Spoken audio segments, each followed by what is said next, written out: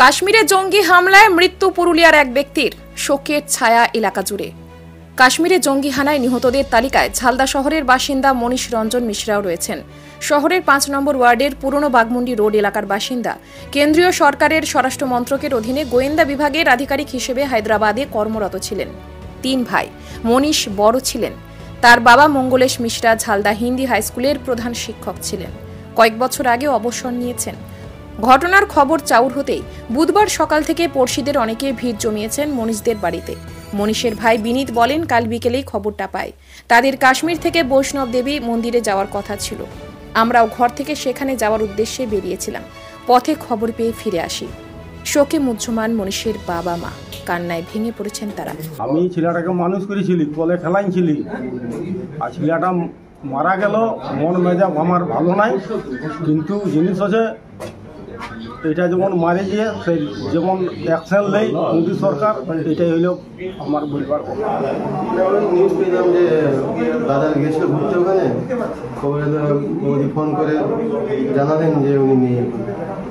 কিভাবে হয়েছে ঘটনাটা? আতঙ্কবাদীরা গুলি করে দিয়েছে। কোথায়? পেহেলগামে। কে হয় আপনার? আমার দাদা। কি করতেন উনি? মিনিস্ট্রি অফ হোম অ্যাফেয়ার্স ছিলেন। আর কি খবর আছে, কি তথ্য পেয়েছেন? আর বেশি কিছু খবর নেই। উনি কি, ওনার দেহ কি এখানে আসবে? বলেছে কালকে আসতে পারে, এখন কিছু ঠিকঠাক বলেনি। কি নাম আপনার? বিনীত রঞ্জন। ঘটনাটা ওরা গিয়েছিল আপনার কাশ্মীর ঘুরতে, ফ্যামিলি ট্যুর ছিল ওদের। আর এখান থেকে আমরা খবর পেয়েছিলাম যে মাস্টার মশাই পুরো ফুল ফ্যামিলি ওখানে যাবে, বৈষ্ণোদেবী দর্শন করবে। জাস্ট ফ্যামিলি কালকে বেরিয়েছিল, কিন্তু যখন ঘটনার খবর পেয়ে তখন ফ্যামিলি রিটার্ন ব্যাক এসেছে। আবার ওরাও ওখান থেকে বৈষ্ণোদেবী আসার গল্প ছিল। কিন্তু এইভাবে যে ঘটনা, দুর্ভাগ্যপূর্ণ ঘটনা ঘটে গেছে এখানে, ফ্যামিলি আহত হয়নি, আবার বাড়িতে ফিরে এসেছে।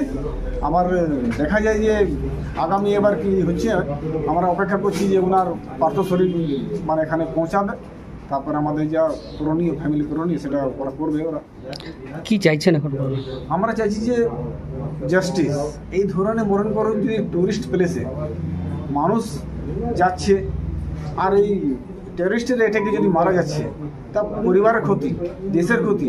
এই ধরনের যদি কার্যক্রম যদি থাকে তাহলে তো পুরো কাশ্মীর ব্ল্যাকআউট হয়ে যাবে।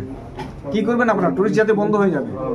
আমরা আপনার চ্যানেলের মাধ্যমে থেকে কেন্দ্র সরকারের গৃহ মন্ত্রণালয় থেকে এটাই আবেদন করব যে জাস্টিস আমরা চাই। এই ধরনের যেটা 20 জন 25 জনে যে আমাদের কাছে রিপোর্ট এসেছে, যারাকে নাম জিজ্ঞাসা করে ওখানকার এবারকে অ্যাটাক করে মারা হয়েছে, হত্যা করা হয়েছে, এটা নিয়ে আমরা একটা চাইবো যে কেন্দ্র সরকার কোনো কড়া স্টেপ নেই। উনি কেমন ছিলেন? ছেলেটা খুবই মৃদুলভাষী।